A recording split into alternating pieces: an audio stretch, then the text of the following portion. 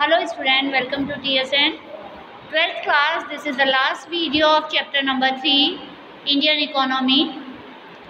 अभी तक हमने जो कंप्लीट किया है वो हमने किया था टोटल जो क्या क्या हमने कर लिया है इस चैप्टर में, वो आप प्रीवियस वीडियो जब तक आप देखेंगे नहीं तब तक आपको समझ नहीं आएगा। तो world trade organisation last video में मैंने कंप्लीट किया है, उसके क्या एम्स है और क्या वो कर रहा है और डेवलप्ड कंट्रीज़ और डेवलपिंग कंट्रीज़ का क्या रेशो हो रहा है। Now we are going to start Indian economy during reforms के वक्त जब इंडस्ट्रियल रिफॉर्म हुआ था 1991 का जो रिफॉर्म हुआ था उसके अंदर क्या इंडियन इकोनॉमी थी। So this the reform process has completed 3 details since in introduction 3 में। Let us now look at the performance of the Indian economy during this period. अब इसके अंदर Indian economy the growth of an economy is measured by GDP। आपको पता है student, किसी भी देश की इकोनॉमी को देखने के लिए हमें उसकी ग्रॉस डोमेस्टिक प्रोडक्ट देखना पड़ता है, GDP देखनी पड़ती है। सो यदि इकोनॉमी को हम देखें 3.1 टेबल के अंदर देखेंगे कि इंडिया की जो GDP है वो क्या रह रही है, मतलब कि यहाँ GDP बढ़ तो वो हो रही है परंतु क्या है सेक्टर्स के अंदर देखेंगे तो कम हो रही है। यहाँ सेक्टर्स को अगर मैं यहाँ पर देखूँ तो एग्रीकल्चर सेक्टर को हम देखेंगे तो एग्रीकल्चर सेक्टर के अंदर 1980 और 91 तक 3.6 GDP थी, जबकि 1914 और 15 के अंदर आप देखेंगे ये माइनस में जा रही है। सो एग्रीकल्चर सेक्टर के अंदर हमारी जो प्रोडक्टिविटी थी वो बहुत कम हो गई। अब आता है हमारा इंडस्ट्री सेक्टर। इंडस्ट्री सेक्टर को अगर आप देखते हैं तो इंडस्ट्री सेक्टर के अंदर 7.1 की जो ग्रोथ थी ये थी 1980 से 1991 तक 7.1 की ग्रोथ थी, जबकि अगर हम इसको मैट को देखें तो ये 7 मतलब कि ये भी कम हुई है। इसके बाद आता है हमारा सर्विस सेक्टर। सर्विस सेक्टर 1980 में 6.7 था जो कि टोटल हम अगर देखें तो जो हमारा एरिया था यहाँ पर सर्विस सेक्टर के अंदर इंक्रीज़ हुआ है, मतलब कि लोगों ने एग्रीकल्चर पर्पस छोड़ दिया, इंडस्ट्री छोड़ी है और साथ में क्या हुआ है सर्विस सेक्टर को अपनाया। जो टोटल GDP थी हमारी वो हमारी 7.4 आई है, किसके थ्रू ये आई है हमारी 2014 और 15 के अंदर। तो यहाँ जितना भी ये यहाँ पर आपको रीडिंग करनी है ये इस टेबल के द्वारा आप समझ लेंगे। सो इस टेबल को अच्छी तरह देखें।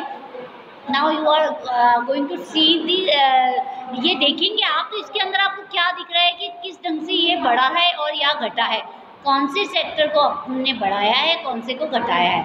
सो यहाँ हम कंप्लीट करते हैं। The foreign investment which include foreign direct investment FDI जो था वो foreign institutional investment FDI has increase, जो हमारा बड़ा है वो US डॉलर्स में माना जाता है और वो 100 मिलियन से लेके इंक्रीज़ हुआ है और वो कितना बड़ा है हमारा कम से कम US $30 बिलियन तक बढ़ा है।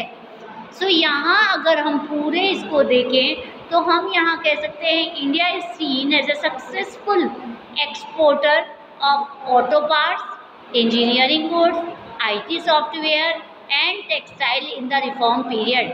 सो हम यहाँ पर ये कह सकते हैं कि इंडिया ने एक्सपोर्ट किया है किस किस चीज़ में, ऑटो सेक्टर पार्ट में, इंजीनियरिंग गुड्स में, IT सॉफ्टवेयर में एंड टेक्सटाइल के अंदर रिफॉर्म पीरियड में राइजिंग किया है। सो यहाँ कंप्लीट ये होता है कि हमने क्या क्या देखा इसमें। अब आता है हमारा ऑन द अदर हैंड, दूसरी तरफ क्या देखते हैं हम, reform process has been widely criticised for not being able to address some of the basic problems facing our economy specially in area of employment, agriculture industry, infrastructure development and facial management. So यहाँ कुछ problems हमें इन sectors में gain करी है हमने। अब यहाँ हम स्टार्टिंग से देखेंगे कि ग्रोथ एंड डेवलपमेंट कहाँ कहाँ हुआ है। सबसे पहले ग्रोथ एंड एम्प्लॉयमेंट को देखते हैं कि क्या वास्तव में रिफॉर्म पीरियड में ग्रोथ और एम्प्लॉयमेंट बढ़ा है। So through the GDP growth rate has increase in the reform period.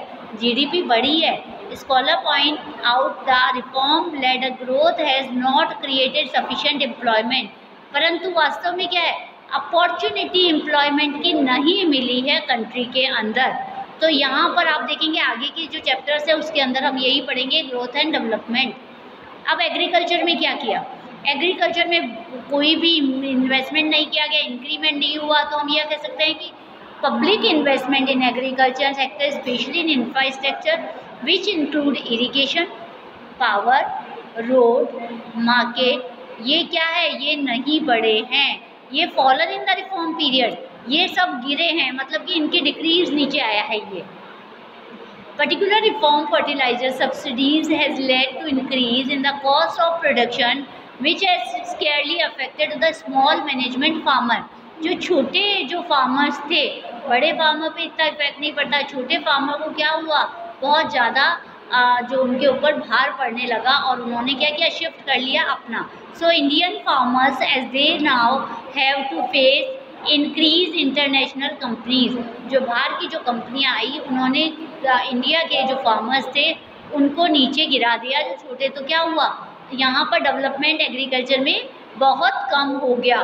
So हम यहाँ कह सकते हैं export oriented policies strategies in agriculture there has been shift from production for the domestic market towards production for the export, crossing to the cash crop, मतलब कि जो cash crop थी उनको हटा दिया गया था, इससे फूड ग्रेन क्रॉप्स को हटा के कैश क्रॉप पे जोड़ दिया गया। This puts pressure on prices on food, इसने क्या किया, जो फूड ग्रेन के प्राइस थे वो बढ़ने लग गए। सो यहाँ स्टूडेंट हम कह सकते हैं कि एम्प्लॉयमेंट में भी ग्रोथ नहीं हुई और साथ में एग्रीकल्चर में कोई भी ग्रोथ नहीं हुई। अब आते हैं हम इंडस्ट्रीज पे। Reform in industry, industrial growth has also recorded as a slow down, यहाँ पर हम कह सकते हैं कि ये भी कम हुआ, स्लो डाउन, मतलब इंडस्ट्री में रिफॉर्म में हुआ, ग्रोथ हुई परंतु उतनी गति से नहीं हुई जितनी होनी चाहिए थी। This is because of decreasing demand of industrial products due to various reasons. इसके कारण क्या हुआ कि जो इंडस्ट्रियल प्रोडक्ट थे उनकी डिमांड कम हुई, such as cheaper import, inequality investment in infrastructure.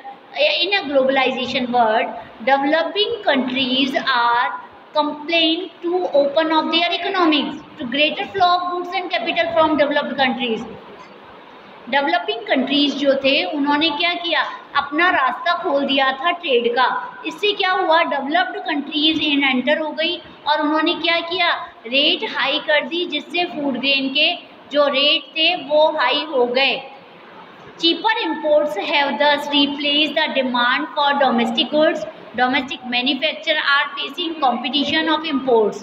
So यहाँ हम कह सकते हैं कि globalization is thus often sees as creating condition for the free movement of goods and services for foreign countries. So यहाँ हम कह सकते हैं कि रिफॉर्म के साथ इंडस्ट्री में डेवलपमेंट हुआ परंतु उस गति से नहीं हुआ जैसे होना चाहिए था। अब आता है डिसइन्वेस्टमेंट। सो स्टूडेंट इस टॉपिक को आगे वीडियो बड़ा हो रहा है, नेक्स्ट टॉपिक तक कवर करूँगी। So till then keep